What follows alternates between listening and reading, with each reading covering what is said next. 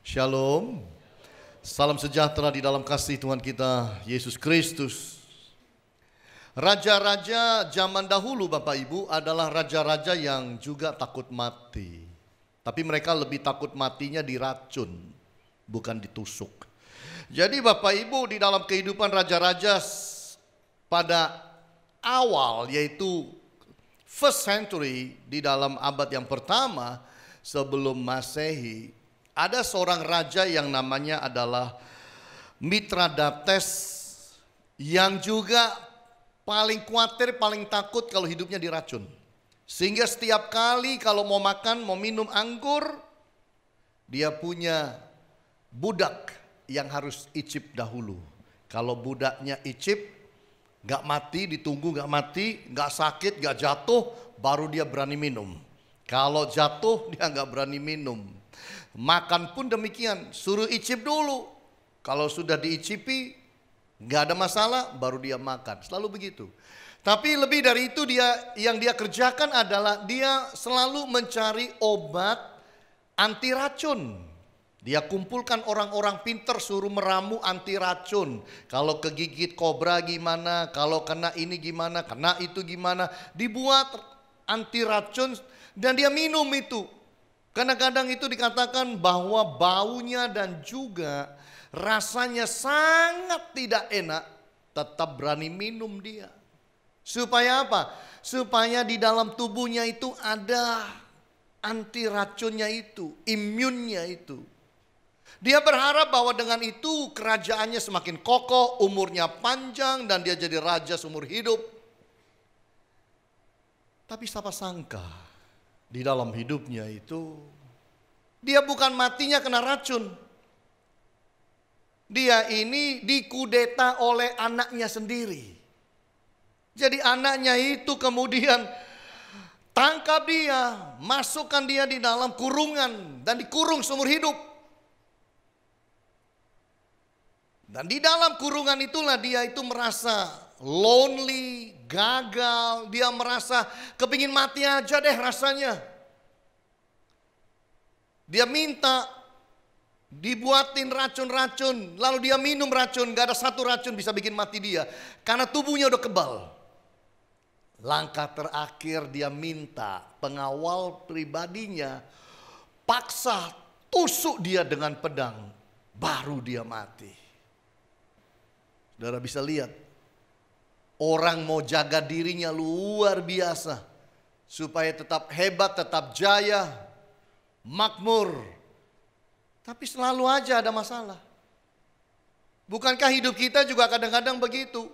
Kita jaga pintu depan, pintu belakang bocor, terbuka. Kita jaga pintu depan, pintu belakang, pintu samping kita dikerjain orang. Kita lihat dalam hidup betapa kita kadang-kadang selalu aja sudah hidup hati-hati, selalu ngalamin ini, selalu ngalamin itu.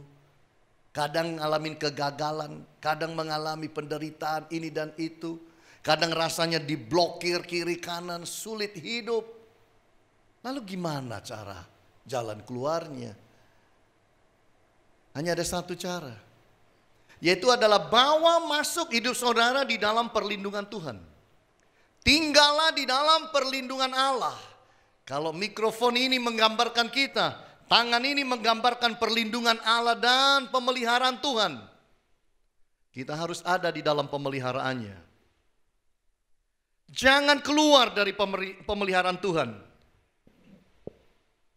Jangan pula mengusir Tuhan dari kehidupan kita. Tapi bagaimana kita menempatkan diri supaya kita boleh ada dalam perlindungan Tuhan. Itu modal utama untuk mengalami sesuatu. Nah, apa yang akan terjadi kalau saudara dan saya belajar ada di dalam perlindungan Allah yang luar biasa?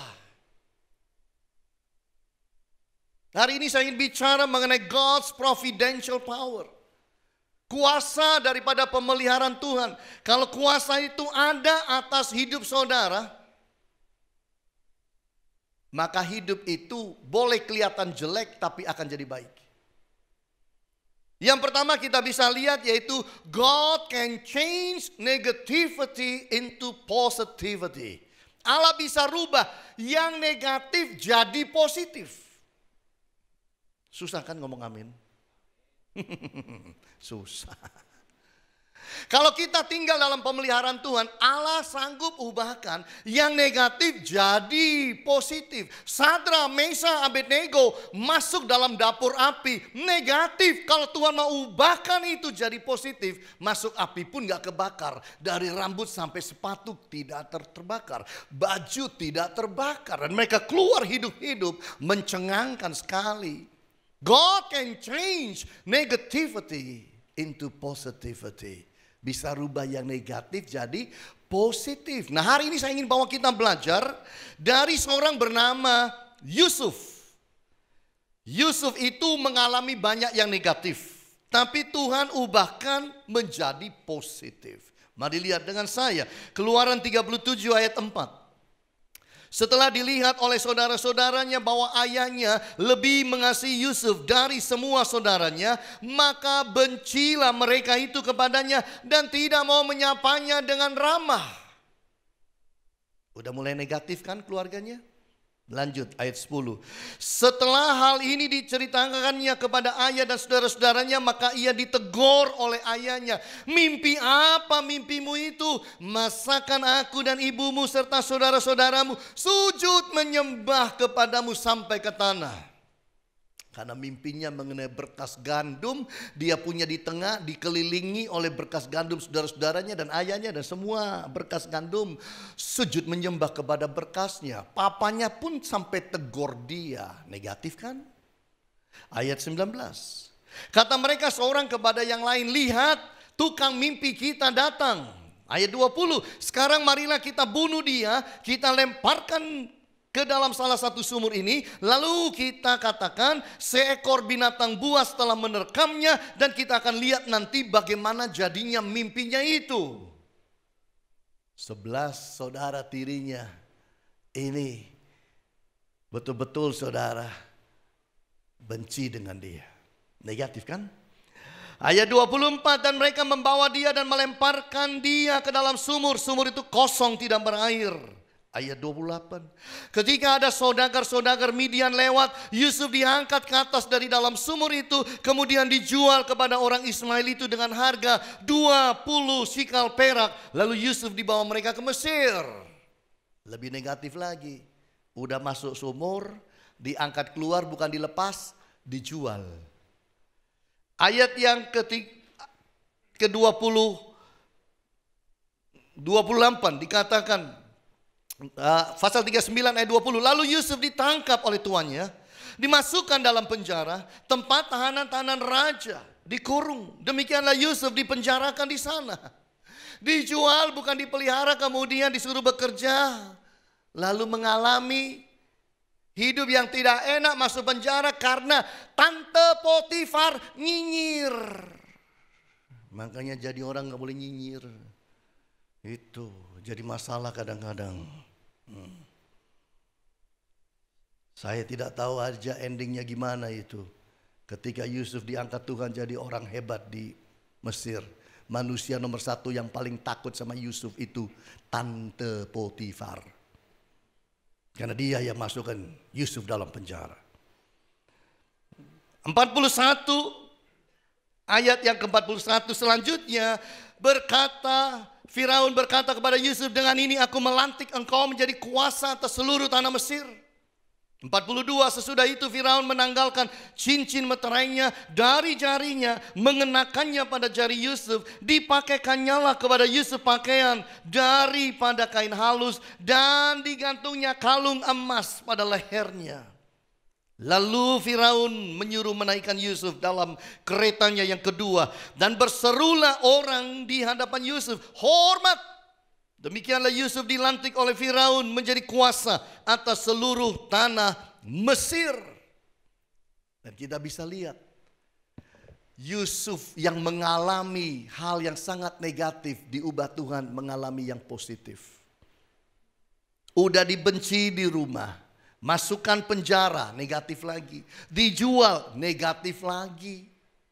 Jadi budak di rumah Potifar, negatif lagi.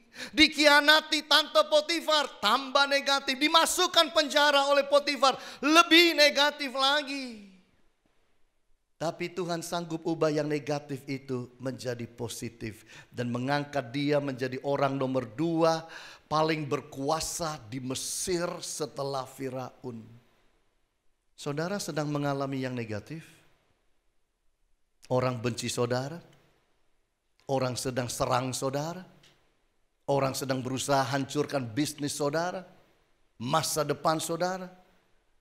Sakit penyakitmu sedang menjadi sesuatu yang sangat negatif dalam hidup. Dan dokter berkata tidak ada pengharapan. Percaya satu, Allah sanggup ubahkan yang negatif menjadi positif. Amin Bapak Ibu. Itulah Allah kita.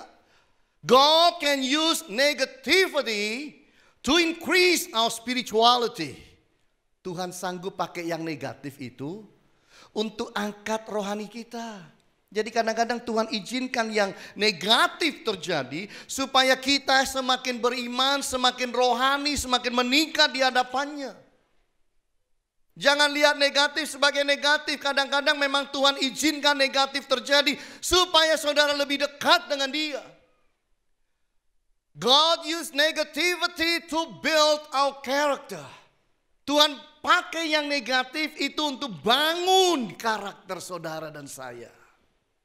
Karakter itu nggak bisa dibangun cuma dengar firman, baca Alkitab, tapi harus ada di dalam lapangan untuk Tuhan ubah karakter kita.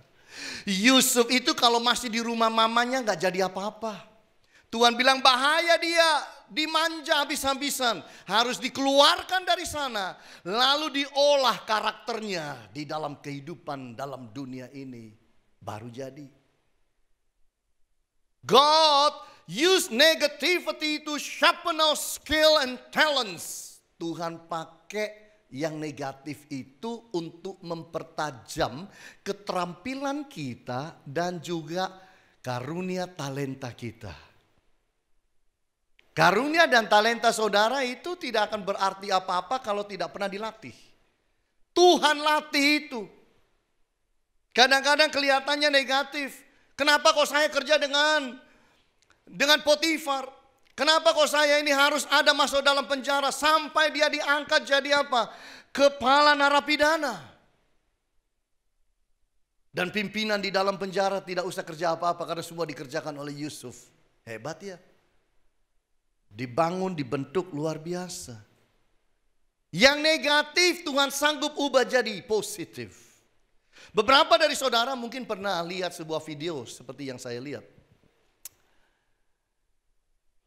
Seorang bapak-bapak kulit hitam, bajunya lusuh, duduk di pesawat sebelah jendela. Tidak berapa lama lagi datang seorang ibu-ibu kelihatan dari keluarga kaya raya, orang kulit putih. Lalu dia lihat bapak yang lusuh, bajunya kelihatan pekerja keras dan tidak banyak duitnya. Dia panggil pramugari dan berkata, "Pramugari, saya tidak mau duduk di sini. Saya mau pindah, saya tidak mau duduk di samping orang model kayak begini." Bapaknya diam aja. Pramugari berkata, "Sebentar ya ibu, saya coba cari tempat duduk untuk pindah." Putar-putar satu dari depan sampai belakang, penuh. Lalu dia bilang, "Maaf ibu, tempat duduk penuh semua. Ini ekonomi lagi penuh semua. Pokoknya saya nggak mau hidup dengan dia dan duduk dalam perjalanan panjang ini." Pramugarinya pergi ketemu pilot. Kemudian mereka dapat solusi. Pramugari datang dengan wajah tersenyum. "Ibu, kami sudah dapatkan solusinya. Ada satu tempat yang kosong, first class. Dan itu akan membuat nyaman tentunya. Bapak, Anda diundang pilot pindah ke first class. Barangnya saya bawakan. Mana barang Bapak?" Dan diturunkan, bapaknya yang pindah. Ibunya tetap di ekonomi kelas.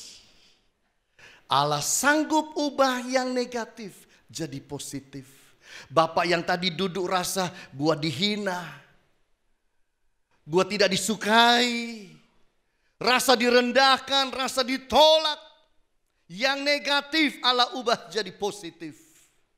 Kalau saudara memberikan hidupmu datang di dalam perlindungan Allah, pemeliharaan Tuhan, Dia sanggup ubahkan yang negatif dari dalam hidup saudara menjadi yang positif. Setuju, berkata amin. Amin Bapak Ibu. Ya, boleh tepuk tangan bagi Allah kita. Dia sanggup bawa yang negatif itu ke dalam tangannya dan berkata, Tuhan tolong ubah ini jadi yang positif. Apakah itu sakit penyakit, apakah itu masalah rumah tangga, apakah itu urusan di dalam ekonomi perusahaan dan masa depan studi saudara juga. Dia sanggup kalau saudara percaya. Yang kedua, kita lihat bersama-sama bahwa God can change nobody into somebody. Allah sanggup mengubahkan orang yang gak ada apa-apanya, yang tidak terkenal, yang memang orang biasa menjadi orang hebat. Allah sanggup lakukan itu. Coba lihat di dalam Kejadian 37 ayat 3. Israel lebih mengasihi Yusuf dari semua anaknya yang lain, sebab Yusuf itulah anaknya yang lahir pada masa tuanya. Dan ia menyuruh membuat jubah yang maha indah baginya. 39 ayat 1. Adapun Yusuf telah dibawa ke Mesir dan Potifar seorang Mesir, pegawai istana Firaun, kepala pengawal raja, membeli dia dari tangan orang Ismail yang telah membawa dia ke situ. 39 ayat 20. Lalu Yusuf ditangkap oleh tuannya, dimasukkan dalam penjara, tempat tahanan-tahanan raja dikurung. Demikianlah Yusuf dipenjarakan di sana. Selanjutnya Firaun berkata kepada Yusuf, dengan ini aku melantik engkau menjadi kuasa atas seluruh tanah Mesir. Siapa Yusuf? Anak papa yang hanya di rumah. Kalau dia hanya di rumah, mungkin mainnya tuh remote control, dia main gadget, iPad, komputer. Orang yang tidak dikenal, RT, RW, lurah, camatnya gak ada yang kenal dia. Dari orang yang seperti itu, anak yang juga tidak dihargai oleh kakak-kakaknya, bahkan orang tuanya pun anggap remeh kehebatan dia. Dari orang yang biasa itu, nobody, Tuhan ubah dia menjadi somebody. Orang hebat, raja, orang kafir, angkat dia menjadi tangan kanan nomor 2 di Mesir. Yusuf perintah apa? Satu negara jalan. Yusuf bikin peraturan, satu negara taat. Nobody to somebody. Itu Allah kita. God has no difficulty to change someone small into greatness. Tuhan tidak pernah repot dan merasa sulit mengubahkan orang kecil diangkat jadi orang besar. Tuhan tidak pernah kesulitan. Bahkan Dia sanggup ubahkan hidup saudara. Engkau yang merasa kecil, tidak mampu, tidak dipercaya, dan tidak ada orang mungkin menaruh harapan pada kita, Dia sanggup angkat saudara, ubahkan saudara. God is expert of great future. Tuhan itu ahli. Kalau bicara masa depan, Dia ahlinya. Manusia boleh merancangkan, Tuhan bisa ubah. Manusia bisa menjegal saudara, Allah bisa buka pintu lain, berkati saudara. He is expert mengenai masa depan. Saya baru jumpa seorang pendeta, saya tidak mau bicara namanya. Ngobrol-ngobrol dengan saya dan Ibu Agnes, kemudian periksa ke luar negeri. Sampai di luar negeri dokter berkata, kamu ini untung banget. Buntu jantungnya 99%. Itu kalau muntap sekali, nutup semua. Tapi untung orangnya sabar. Langsung bypass. Ketika di bypass, selesai beres, udah pulang sekarang. Dokter tunjukkan hasilnya. Dan dokter sendiri kaget. Kamu tuh buntu 99%. Tapi kok aneh ya? Ini ada pembuluh darah lain. Bisa muncul, bisa tumbuh. 3 pembuluh darah yang lain. Dari sini ke sini, ini buntu. Tiba-tiba muncul pembuluh darah dari sini ke sini. Muncul dari sini ke situ. Muncul dari tengah-tengah ke sana. Kalau ini 3 ini tidak muncul, kamu mati sudah. Siapa yang bikin muncul? Dia expert, dia ahli dalam kesehatan, dia ahli mengenai masa depan. Dia berkata, belum waktunya kau pulang. Khotbah terus, layani aku terus. Kau tak tahu jantungmu sudah hancur. Aku betulin semua. Dan kasih pembuluh darah 3 kecil-kecil sehingga bisa hidup. Bukankah dia hebat Bapak Ibu? Amin. Yang penting itu berlindung di bawah dia. Ada di dalam dia. God can use small people to bring glory to himself. Dia mampu pakai orang kecil memuliakan namanya. Semua kita kenal kan, dan bukan kenal, tahu yang namanya Bunda Teresa. Siapa tidak tahu Bunda Teresa? Orang hebat itu, pelayanannya luar biasa. Lahir sebagai seorang anak perempuan namanya Agnes Gonza Bojaxiu. Lahir di Skopje, Makedonia. Lahir tahun 1910, 27 Agustus. Umur 8 hatinya kepingin melayani Tuhan. Umur 12 tambah kepingin. Selesai sekolah, dia sekolah untuk pelayanan lalu dikirim ke India karena dia juga ada darah India. Lalu kemudian 17 tahun pelayanan sebagai guru, kemudian jadi kepala sekolah. Selesai itu dia berkata, saya punya panggilan untuk melayani orang miskin. Lalu Pop izinkan dia melayani orang miskin. Dan dia melayani orang miskin sampai dia mati. Dalam bukunya dia bilang, kadang-kadang saya buka pintu pagi hari. 5 bayi di atas keset. Gak tahu siapa yang kasih dan taruh. Angkat dan rawat. Orang kecil. Tapi waktu dia mati, dihormati luar biasa. Orang kecil, tapi dapat Nobel perdamaian. God can change someone small into big. Itu orang hebat. Itu sebabnya di dalam kehidupan saudara dan saya, jangan berkata, Tuhan, aku gak bisa apa-apa, aku gak ada apa-apa. Udahlah Tuhan. Dia bisa ubah saudara yang kecil menjadi somebody, orang besar. Yang pasti harus bawa hati dan hidup dekat melekat kepada dia. Nanti dalam waktunya dia angkat saudara. Kalau ada orang hina saudara, it's okay. Kalau ada orang ejek-ejek saudara, it's okay. Terima saja, tidak usah bersungut-sungut. Tidak usah balas. Pada waktunya Tuhan akan permuliakan saudara. Amin saudara. Itu Allah kita. Dahsyat banget. Yang ketiga kita lihat bersama-sama. God can change calamity into blessed life. Dia bisa ubah malapetaka untuk menjadi sebuah hidup yang diberkati. Itu Allah kita. Mari kita baca 2 ayat terakhir. Kejadian 50 ayat 20. Memang kamu telah mereka-rekakan yang jahat terhadap aku.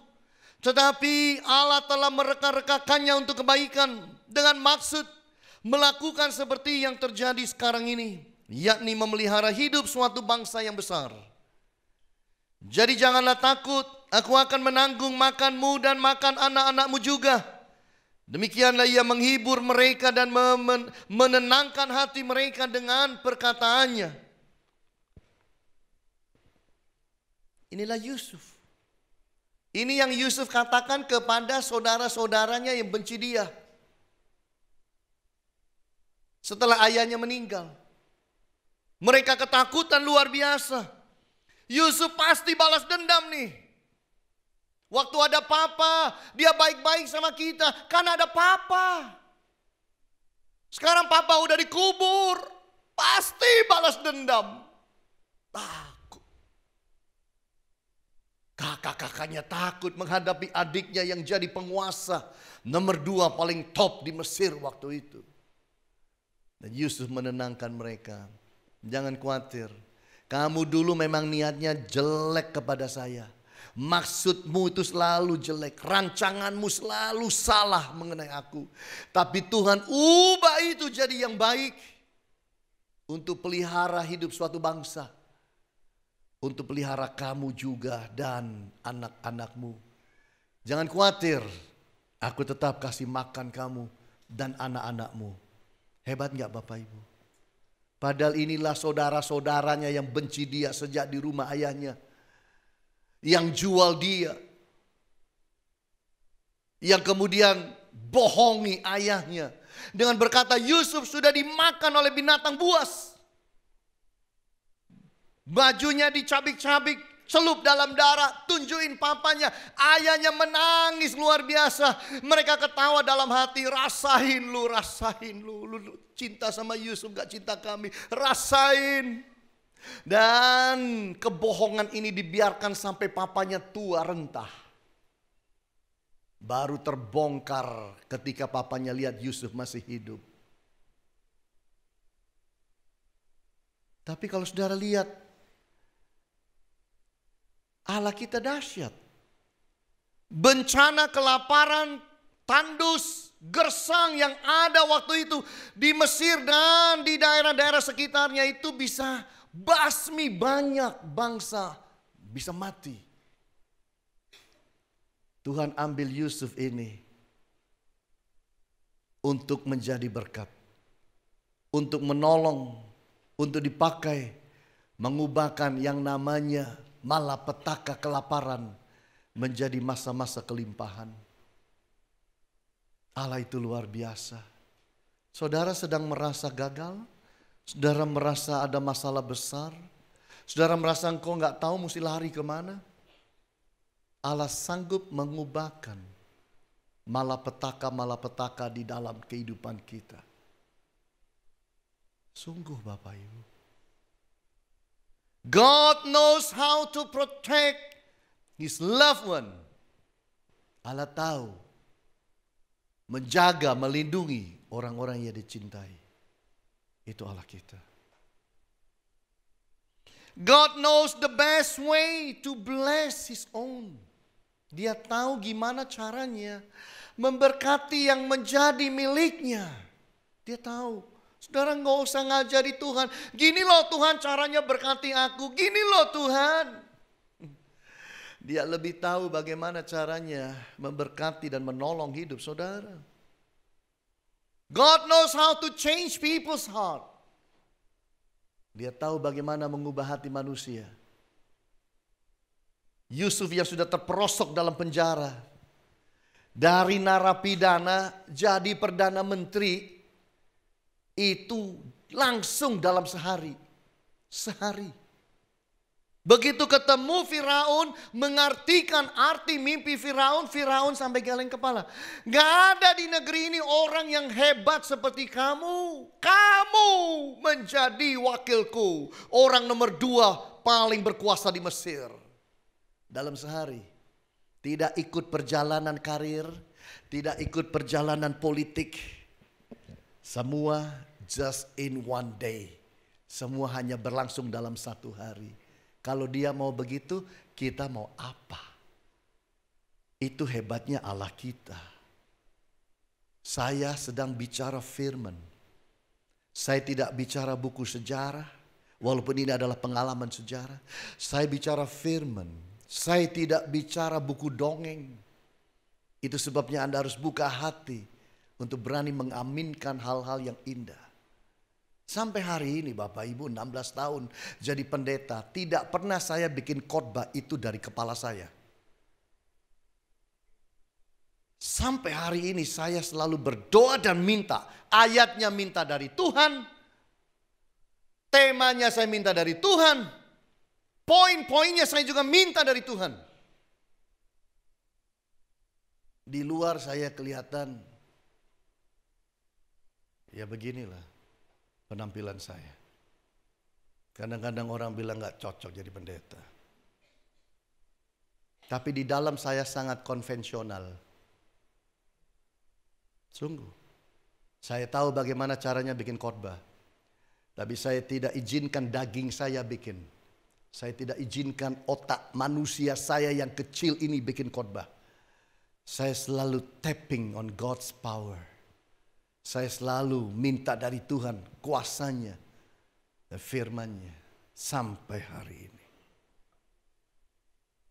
Saya tidak pernah bikin khotbah untuk satu manusia. Saya bikin khotbah untuk jemaat Tuhan.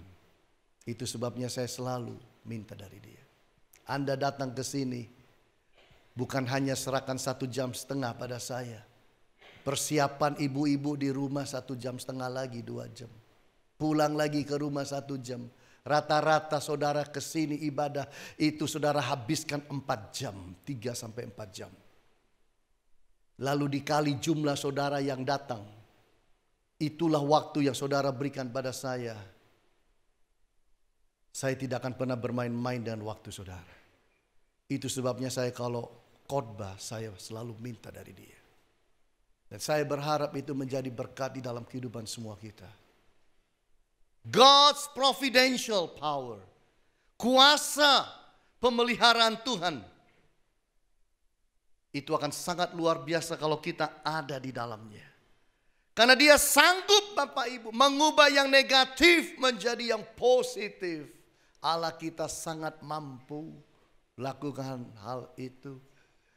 Dia sanggup mengubahkan nobody menjadi somebody. Orang yang bukan apa-apa menjadi orang hebat. Dia sanggup mengubahkan calamity menjadi blessed life. Sebuah malapetaka menjadi satu berkat dalam hidup. Hanya Dia. Setan tidak bisa. Jangan cari dukun paranormal. Tidak akan bisa. Hanya Dia sanggup memberi berkat kita. Hanya Dia sanggup mengubahkan hidup saudara dan saya. Ini waktunya kita berserah lebih lagi. Karena dunia kita tambah hari tambah sulit. Ekonomi bukan tambah mudah. Teknologi boleh semakin maju. Tapi bukan berarti dunia akan semakin hebat. Tidak. Dunia ini sedang bergerak menuju kebinasaan. Tapi yang tinggal tetap adalah orang-orang yang beriman dan firman Allah. Itu sebabnya kita harus hidup dan kuasai firman. Kita harus hidup dan dikuasai kebenaran. Itu yang Tuhan mau dalam kehidupan saudara dan saya. Kalau Tuhan sedang proses hidup saudara, terimalah. Karena pada waktu Dia selesai, Dia akan angkat hidupmu. Tinggikan saudara, berkati saudara. Tuhan Yesus berkati kita. Haleluya. Amin.